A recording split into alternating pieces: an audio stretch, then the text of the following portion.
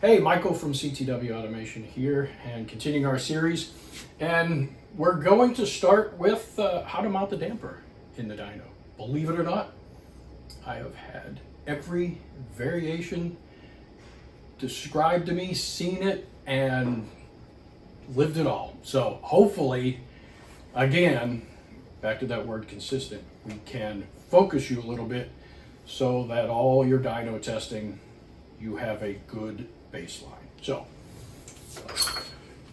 most of you, whether you're Org customers from the past, CTW customers, you're familiar with these little clevis fixtures. You know we have a brass button in the clevis. And yes, believe it or not, people will put the brass button in the wrong way and they put it up here and the brass button falls off. That's why there's this little shoulder. And that's why these are so simple, fast, and easy. If you put it in the right way, the button does not fall out. And you can see as you're rotating this around, the clevis goes up, the button pushes out, so that we remove the mechanical slop. We don't really want to measure mechanical slop. We just want to measure what the damper's doing. So that's why Kirk came up with these about 1 billion years ago, and we just continue to use them. You'll certainly see universal clevises out there. Manufacturers like them because they can just spin one side, take the shock out, put it in, and when you run fast or with a lot of load, you'll see those universal clevises doing that. Nah, we don't like that. We don't want to measure that in the data. Of course, if you use that magical PVP graph, it hides all that. But in racing, that is important. So we don't want to do that. So hang the damper from the top. It can be loose, it can be tight, does not matter. And you want to zero your load cell. This little zero force button. Take the weight of basically the damper and the fixture out of the equation. That's not part of the data. That's not part of the dynamic effects of the damper. So your zero force, your force should be zero, whether it's pounds or newtons or whatever it is. Now it's going to fluctuate just a tiny bit. This one's jumping 0 to 0.2 pounds. It's never going to be zero. Electronics don't work that way. So your damper's in there. Make sure your dyno's all the way at bottom dead center. This lower fixture, make it bottom dead center. The software should stop it there.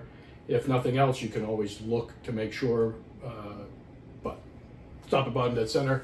So you're going to take the crossbar, you're going to loosen it, and you can just do one hand. I see people grabbing it and fighting with it, but it's going to fall on its own, and you're going to come down.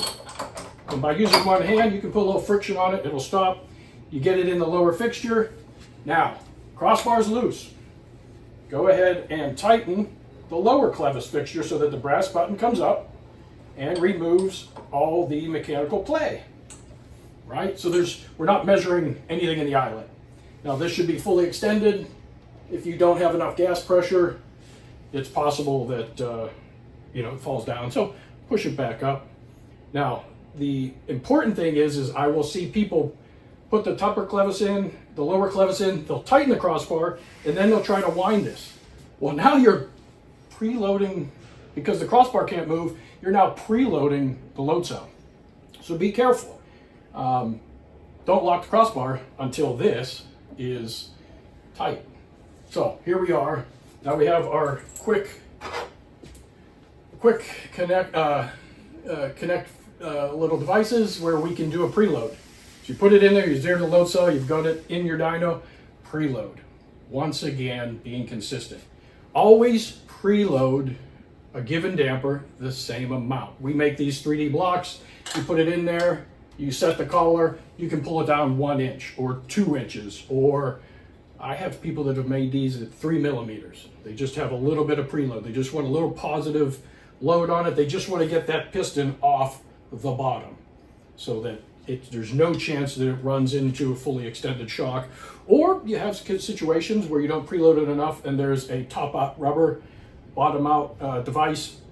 You don't want to be on that because you're trying not to measure that. You just want to measure the dynamics of the damper.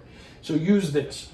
Now these come with every dyno. You can make them, you can use whatever spacer block you want. And we always start people out training them, do every damper you have the same way. That's because some people have never used a dyno before and you don't want to give them too much on day one. You know, I'm famous for doing trainings, and I tell people, I'll go until your eyes glaze over. Because you can only take so much at any one time, which is why we make videos you can look at later. But do the same preload. Now, some of you have been doing this a lot longer, and you realize that maybe on the car, on the race car, the front shocks are far more compressed at ride height than maybe the rear shocks. And maybe the rear shocks at ride height are almost fully extended. Maybe you only preload your rear shocks 1 inch. Your front ones, well, on the car at ride height, they're compressed 3 inches perhaps. Okay, you may start preloading the fronts and the rears, or even corner to corner differently, but again, always consistent. Always preload the right front, left front, the same as you did 6 months ago. That is the magic to using the dyno, getting data, and in 6 months understanding if it looks different, why it looks different. If it's always the same, if you never have to question it, this is going to be the reason. So again, you preloaded 1 inch, you pull it down, tighten your crossbar, and I've done this for forever. I always loosen it a little bit, shake it, make sure everything's set. I don't know why I do that, I just do. Makes you feel better, make sure there's no friction that's been induced just by doing all this. And then the next very important thing is your temperature sensor. Where's it going to go? Consistent. Always do it in the same location for a given damper. Because we know some of these rebound shocks, I don't even want to call it a rebound shock, some of these solid struts people who run are warming up differently. They're going to warm up really fast in one area, slower in another area. The temperature propagation, it changes. Put this in the same spot, because when it hits 90 or it hits 100 during the warm-up, it's always in the same spot. So, you know, if one person comes in and, well, one person doesn't even maybe use it, one person does it up there, the next one does it down here, again, it's not consistent. And we want to do everything possible to do the same thing every time. So again, 6 months from now, you know that the temperature's in the same spot, the preload's the same, we ran the same test. Why does my shock look different? Probably because of something internal. So that's how you get it in the dyno, that's how you mount it, that's how you preload it, that's how you set the temperature. And just, you know, we get this question a lot, a shiny damper surface. So this temperature sensor is infrared, sending out a little beam of light. There is something called emissivity. So the surface, if it's very shiny or very dull, black or aluminum, it has different emissivities. So if you notice that your temperatures are varying shock to shock or body style to body style, you can simply put a little piece of masking tape here and point the temperature at that. You will get far more consistent results temperature wise. So a lot of tips, a lot of little things to think about, and once again, do them all the same. There you go.